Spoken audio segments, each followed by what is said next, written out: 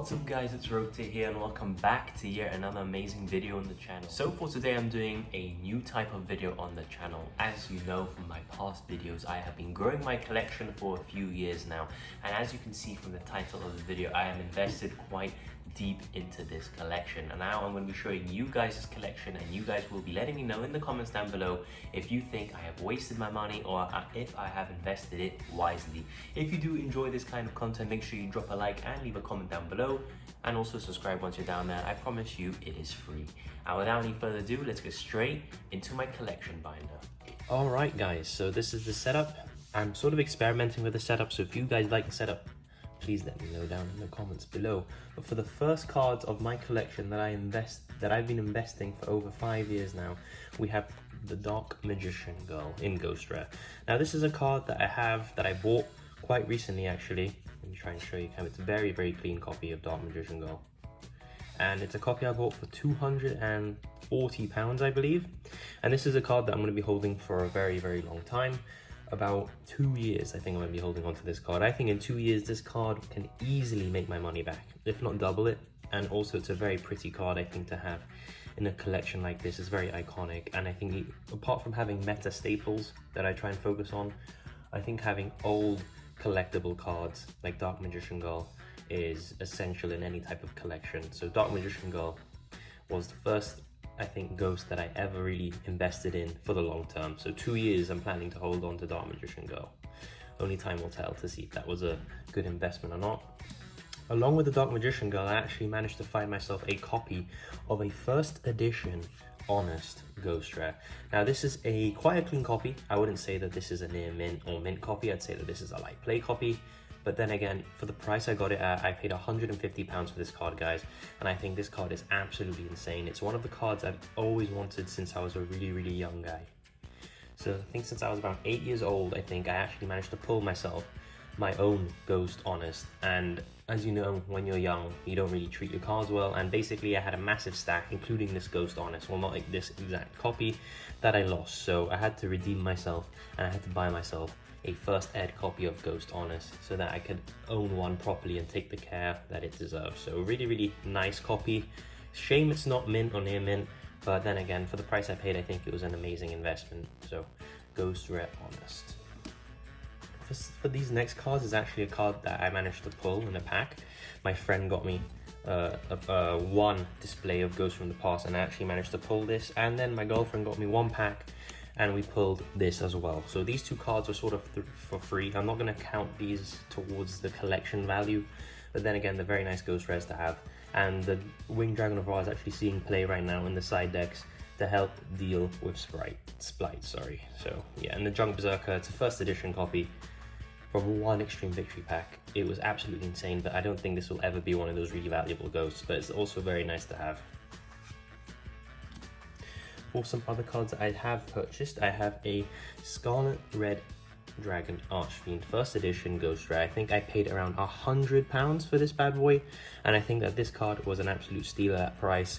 It's not one of the more iconic ghosts, but I think it is iconic in its own respect because it is one of those Red Dragon Archfiend cards that is very famous to be going against Stardust in the YuGiOh GX series, and Ghost Rare is absolutely beautiful. It's a very clean copy. I'd say it's either a near mint or very light play. There is a little dot there, as you guys can see, but apart from that, it's very clean. And for the final card, this is one of the ghosts I've actually taken quite a bit of a loss on. I traded for this Ghost Rare at around when it was £60 value, and I think right now it's around 30. It's one of those ghosts that is not good at all, guys, and is from a set that no one really wants to open because it's either you pull Baron or you bust. Even if you pull a ghost in your case, it doesn't really mean much. If you don't pull Baron, you're going to lose money. So it's a ghost that I've taken a loss on, but I think it kind of looks really cool still. Cool that it's a clear wing card, and I'd like to collect more of these in the future of the other good ones like Crystal Clear Wing, the good one, and the other one, the level 7, I believe, level 6 years.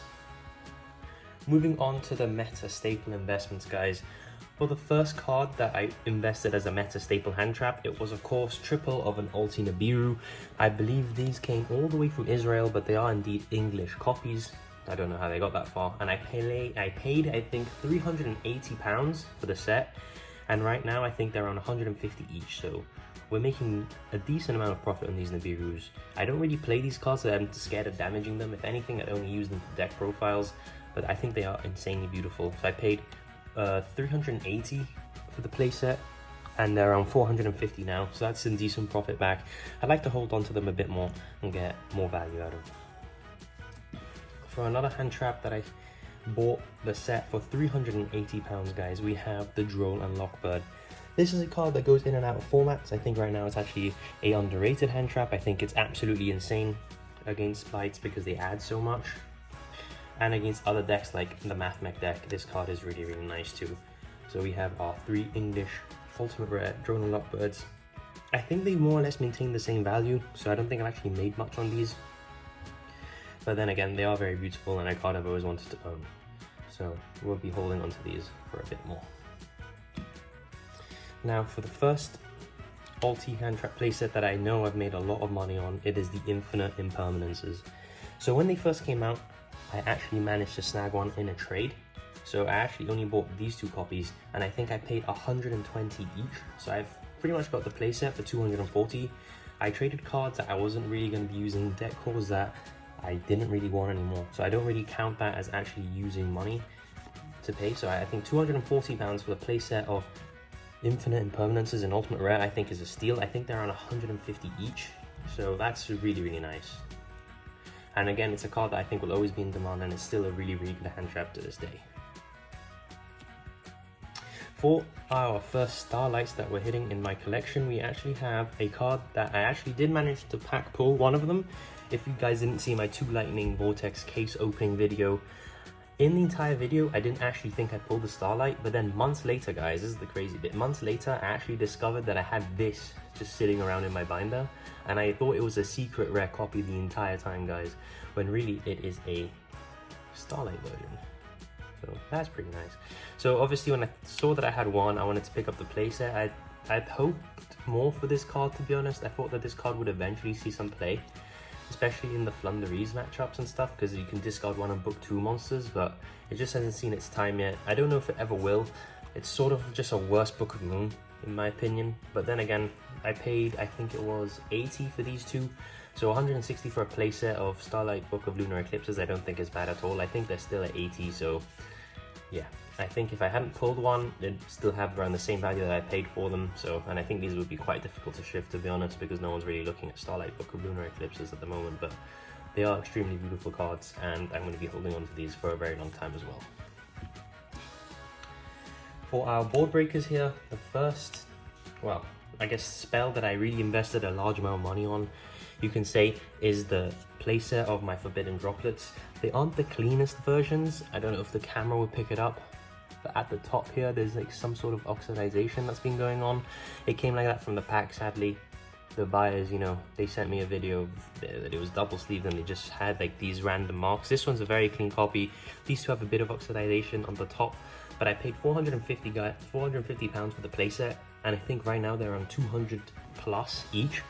So this was an absolute bargain, guys. This is one of the wins I've had over the last 3 years of investing into Yu-Gi-Oh! Meta staples and high rarity cards. This is one of the wins, so I'm really, really happy with my Forbidden Droplet playset. The sad thing is I don't actually own any ultra or secret rare copies of Forbidden Droplet, so that when I do need to have Forbidden Droplets for a tournament, I actually need to use my ultis. So it's actually kind of scary when you use a card like this. But apart from that, very, very nice. Not the cleanest copies. I think this one is the cleanest one. This one here. But still made a nice amount of money on them. For some older Ultimate Rares, we have the Triple Twin Twister. Now, these cards I sort of owned before I decided I was going to have a collection of sorts. I just bought these Twin Twisters because I got a very good price on them at the time. I think for the entire playset, I think I paid around £60 because I sort of half traded for one, I traded for the other, and then the other one I just bought, and I think they're around 30 at the time. So £60 for a playset of Ulti Twin Twisters, guys. Obviously this is a few years ago now and the price has gone up, so you wouldn't be able to find a deal like that anymore, but I still think it was immense value, guys. And I've had these, I think these are the oldest Ultis in my collection, the Twin Twisters, in terms of how I've had the longest. I've had these for 3 years since I started university. I've now finished university, so I've had these for a very long time, 3 years to be exact, and they're really, really nice, and they're very, very clean as well. So this is the playset of Raigeki. The reason I have 3 is because I was doing some sort of ban list speculation at the time, and I knew Raigeki was going to come back to 2 or 3 eventually. So I just bit the bullet and I bought 3. I paid 80 for the playset, and I think they're around 80 each now because they're now at 3 instead of at 1. So that was a really nice investment in my end. And they're not the nicest, to be honest. I do prefer the secret rares. These are one of the ultis that I don't think actually look that good, sadly, but the price is really nice, and they're very clean as well. I'll try and show you what exactly they look like. I do believe the secret rares of Raigeki are a lot nicer, but this is the max rarity for them. So another card alongside Twin Twister that I've had for an absolutely long time. I don't know, guys, if you caught my train deck profiles about 3 years ago. I played triple Pop Design and triple Twin Twister, and that was the inspiration behind getting them ultimate rare print, because I absolutely love that deck.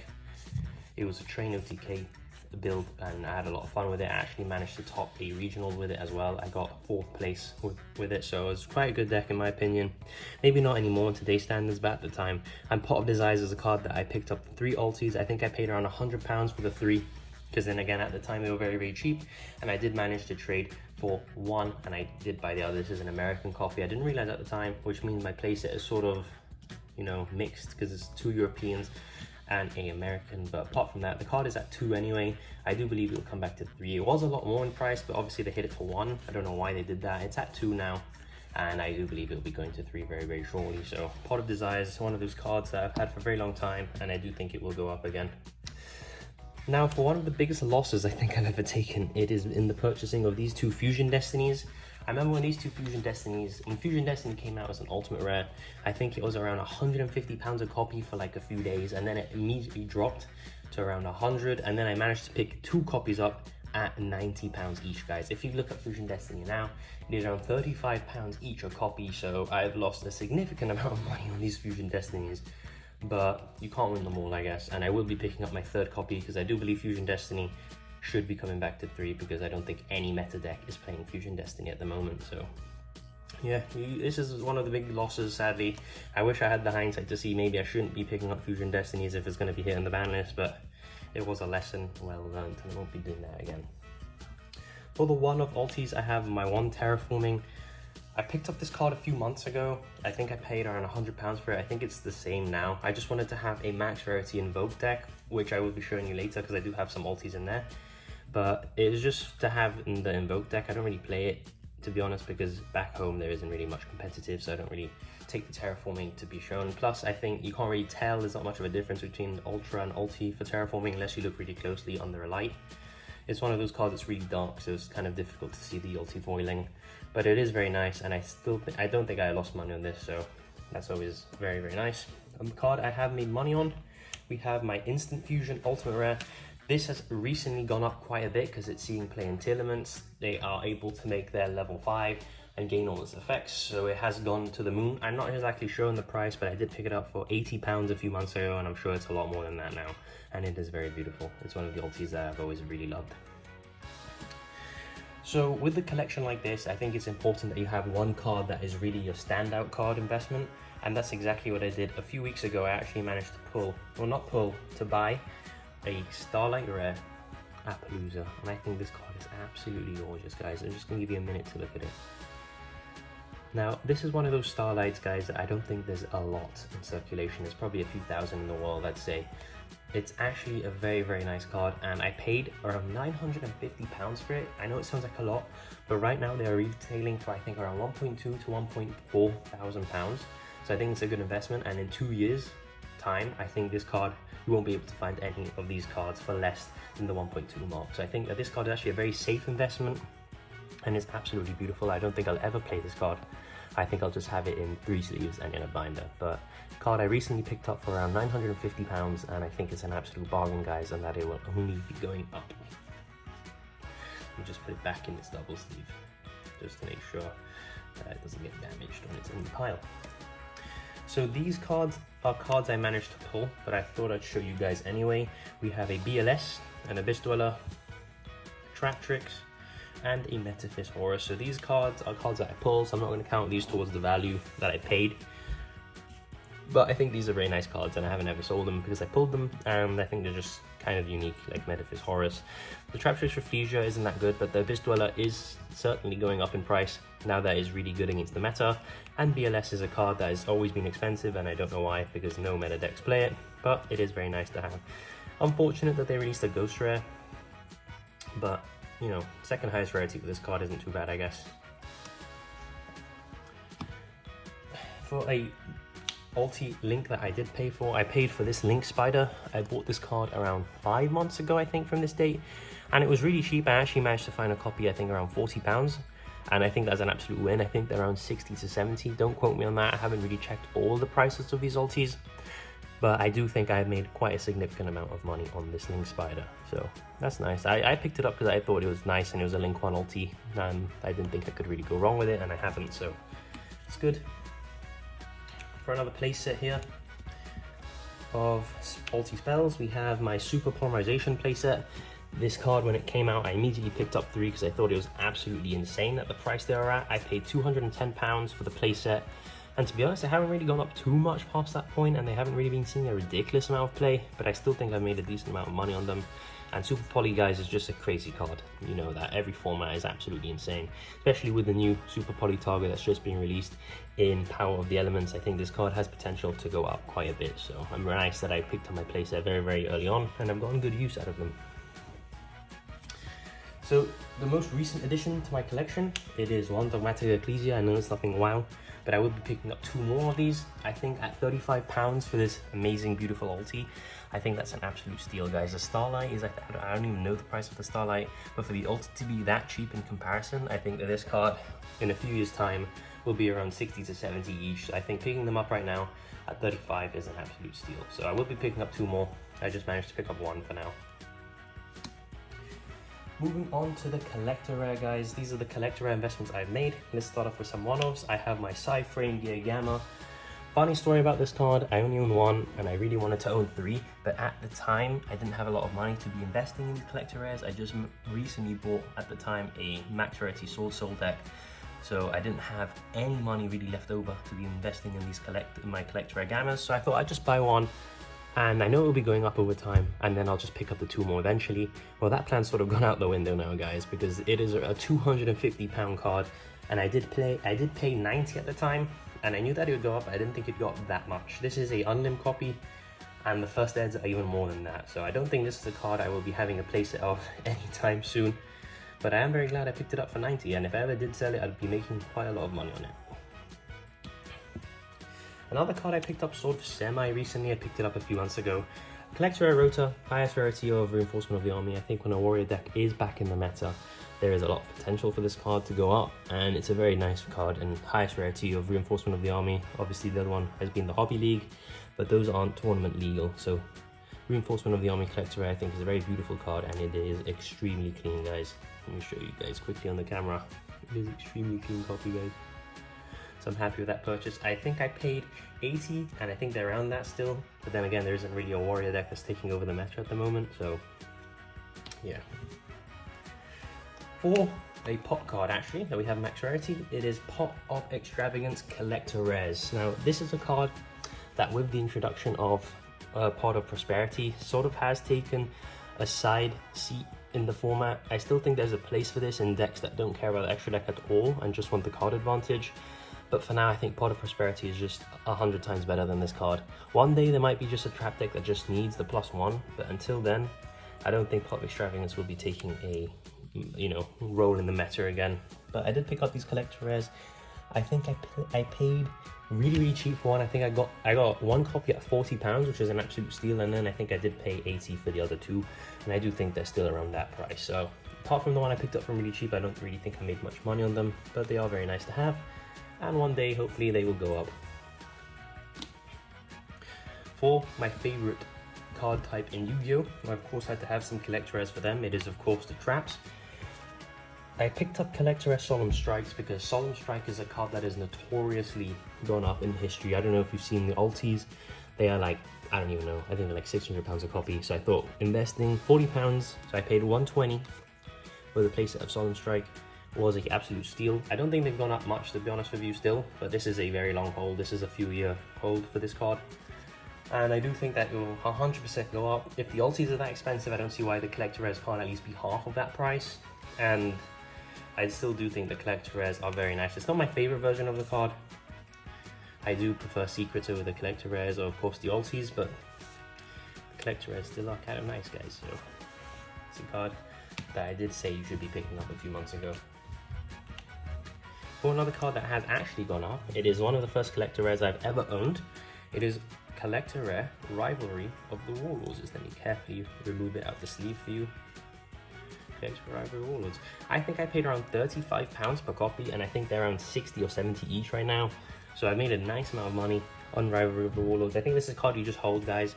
I think eventually they will release the Goes in Match collector rare, sort of its like brother, and it'll be really nice for collectors to have that. So Rivalry of the Warlords collector rare, very nice card, and I'm happy I did pick it up.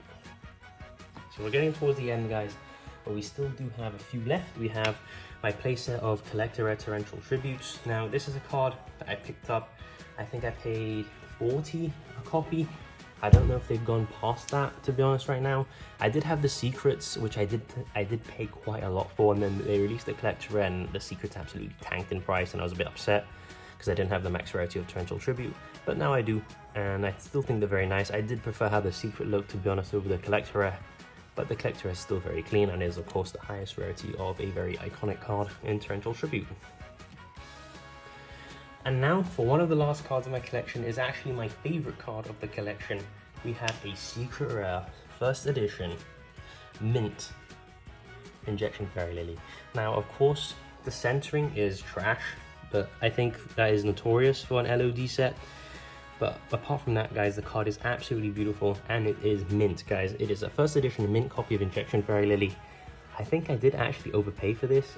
I think it was actually, I didn't pay for it at all. I think it was my girlfriend that overpaid for this, but she paid around 150.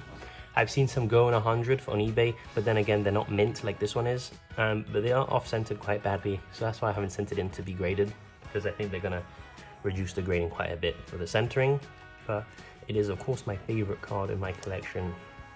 Very iconic card, a card that I've always wanted and now I own. So a secret rare copy of Injection Fairy Lily.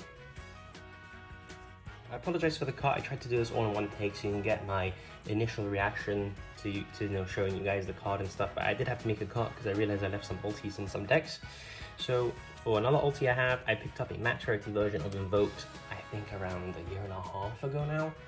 At the time it was like at the top of the meta. It recently just won a regional.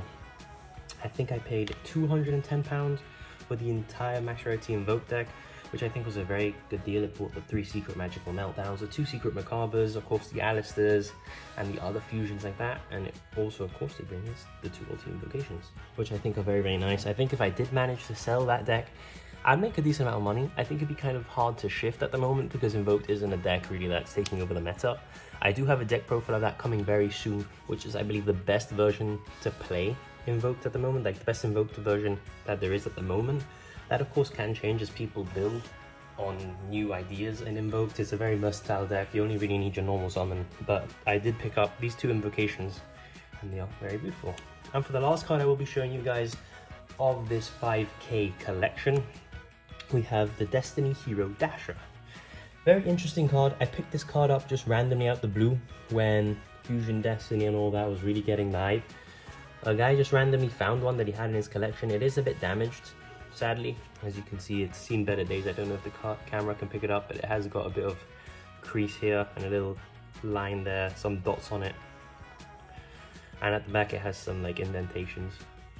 So it's not the best version, like in terms of it's not first edition and it is quite damaged, but for what I paid for it, I think I paid £35, and it's seen a lot of use in my deck, so it's nothing. I'm never really gonna sell this. I wouldn't sell this to someone. It's quite damaged. So that is the end of the video, guys. I hope you guys did enjoy my collection video. It has taken quite a lot of time and a significant amount of money to show you this collection, guys, and I hope you guys did enjoy it. Leave your comment down below. Did I win money? Did I lose money? Was it worth it at all? And make sure you do leave a like and subscribe down below if you are new. And this is Rogue 10. I'll see you. It's time! Let's go!